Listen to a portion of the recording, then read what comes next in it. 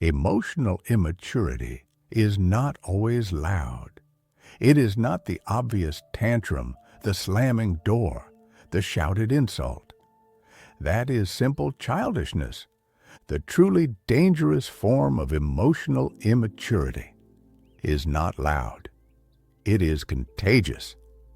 It is a psychic atmosphere that seeps into a room. It is the invisible, unspoken tension you feel when you are in the presence of someone who is not in control of their own inner world. You feel it as a sudden, unexplained anxiety. You find yourself walking on eggshells, editing your words before you speak, not to be polite, but to manage their potential reaction. You feel your own calm, steady mood begin to curdle, to sour, to mirror the agitation they are not even claiming.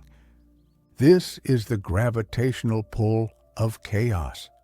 You are being infected by an emotional state that does not belong to you. The psychologist Carl Jung spoke of unconscious emotional possession. This is a state where a person is not having an emotion. The emotion is having them. They are not an individual who feels anger. They are the anger. They are not a person who feels anxiety. They are the anxiety. The I, the conscious observing ego, has been drowned out, possessed by an autonomous, unexamined feeling. The mature psyche has a container. It has the capacity to feel a surge of rage, of fear, of envy, and to hold it. It can observe the emotion, feel its fire, and choose a response. The mature mind has a space between the feeling and the action. The emotionally immature psyche has no container. It is a cracked vessel. The moment an emotion arises, it must be expelled. The inner tension is so unbearable that it must be immediately discharged into the external world. Because they cannot hold their own emotion, they must project it. They must find an external container for their overflow. And that container so often is you. This expulsion, this projection, takes on several distinct, corrosive forms. The first and most common is projection itself. This is not simply blame. It is a far deeper and more insidious psychic maneuver. The emotionally immature person cannot face their own shadow, their own feelings of inadequacy, their own guilt, their own insecurity. So they unconsciously cast that shadow onto the person closest to them. They do not think, I feel like a failure right now. They think, you are trying to make me feel like a failure. They do not think, I am terrified of being abandoned. They think, you are planning to abandon me. They will accuse you of the very things they are doing. They will attack you for the very feelings they are feeling. They are not in a conversation with you. They are in an argument with a ghost, and they have cast you in that role without your permission.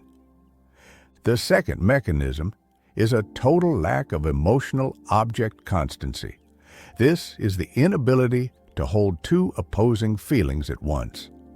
In their world, you are either all good or all bad. The moment you, a person they love, do something that makes them feel bad, like setting a boundary or having a different opinion, you are no longer a complex person who has disappointed them. You are, in that moment, a monster. You are the enemy. They cannot hold the reality that I love this person and I am angry at them. The anger simply eclipses the love entirely. This is why their emotional life is a violent swinging pendulum between idealization and devaluation. And it is why you feel so profoundly unstable in their presence. The third mechanism is reactive impulsiveness. Because there is no space between their feeling and their action, they live in a state of constant limbic reaction. They do not respond to the world. They react to it. A response is considered. A response is thoughtful. A reaction is a knee-jerk, survival-based spasm. They are in a constant state of perceived threat. A simple, neutral question, "What are your plans for today?" can be heard as a profound accusation. "Why aren't you doing enough?" Or, "What are you hiding?" Their life is a minefield, and they are recruiting you to walk through it with them. Finally, and perhaps most critically, the emotionally immature person lacks the ability to self-soothe. They have no internal mechanism for regulation. They cannot sit with their own anxiety and breathe. They cannot feel their own anger and let it pass. Therefore, they use other people as their regulation system. They do not know how to be calm, so they must pull you into their storm. This is the scenario you know too well. You are having a perfectly calm, productive day. Your inner world is in order. Then your phone buzzes. You see their name, and your stomach tightens. It is a long, frantic, multi-paragraph text message.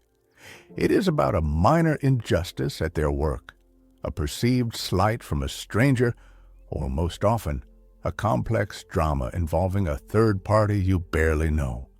The message is chaotic, circular, and filled with blame. It ends with the hook, "I just don't understand why everyone is always against me. You're the only one who ever gets it. What should I do?" You have just been summoned. You have been recruited. You are now pulled from your life and placed in the center of their storm. So you respond, trying to be the good friend. You offer calm, rational, objective advice. This is your first and greatest mistake. They do not want a solution. They want a co-combatant. They do not want a perspective. They want an ally. Your calmness is not soothing. To them, it is a profound act of betrayal. Your logic is not helpful. It is an invalidation of their lived feeling. The argument, which was never an argument, turns. "I can't believe you're taking their side. Why are you always so cold and analytical? I'm in pain here. I guess I was wrong. You don't get it either." And now, you are defending yourself. You are trying to prove your loyalty. You are trying to re-explain your logical position. You are now officially inside their chaos.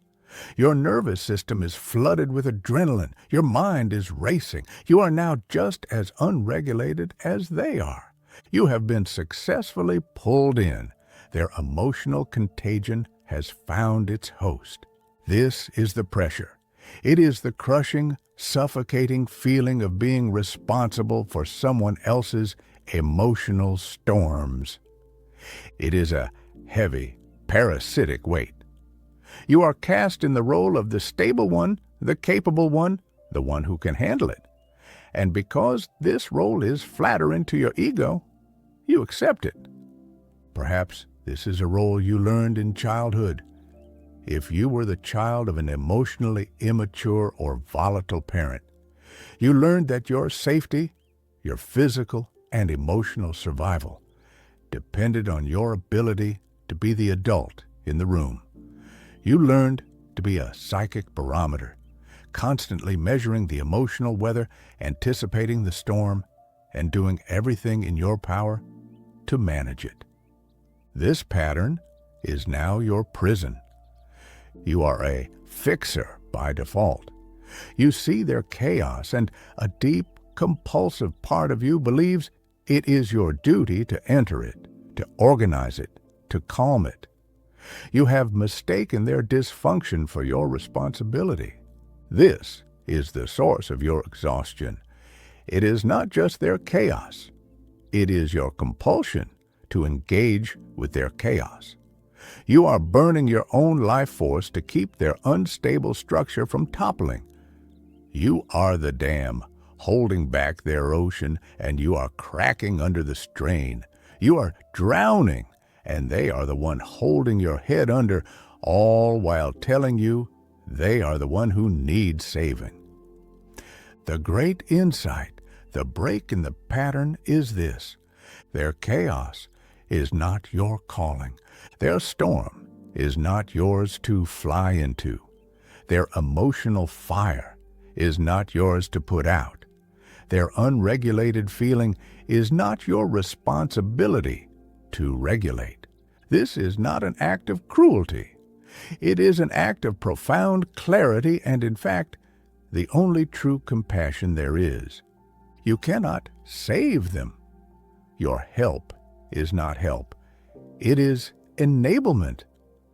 By constantly stepping in to manage their feelings, you are robbing them of the one thing they truly need: the opportunity to learn to manage their own. By absorbing their reactivity, you are preventing them from ever having to face the consequences of it. You are, in effect, guaranteeing that they will remain emotionally immature forever. Your empathy has been turned against you. True compassion in this case is not stepping in. It is stepping back. This is how you rebuild your identity. You must stop being their emotional regulator and become the guardian of your own. You must hold your emotional boundary lines with absolute, unwavering clarity. This does not mean you must be cold. It does not mean you must be a wall. A wall is a rigid, brittle thing. It invites attack. You become an observer. You become a mirror. When they unleash their storm, you do not absorb it, and you do not reflect it. You simply observe it. You can say with a calm, grounded voice, "I can see that you are incredibly angry right now." This statement is a mirror, not a sponge. It does not judge the anger. It does not agree with it. It does not take responsibility for it. It simply names what is happening. This in itself is often disarming. Next, you must refuse the hook. When they try to pull you into the argument, you must think I'm crazy or you're not even on my side. You do not take the bait. You do not defend yourself. You do not explain. You hold your ground. I am not going to fight you, and I am not going to fight for you. This is your battle to face, and your feelings are yours to manage. This will feel at first like the cruelest thing you have ever done.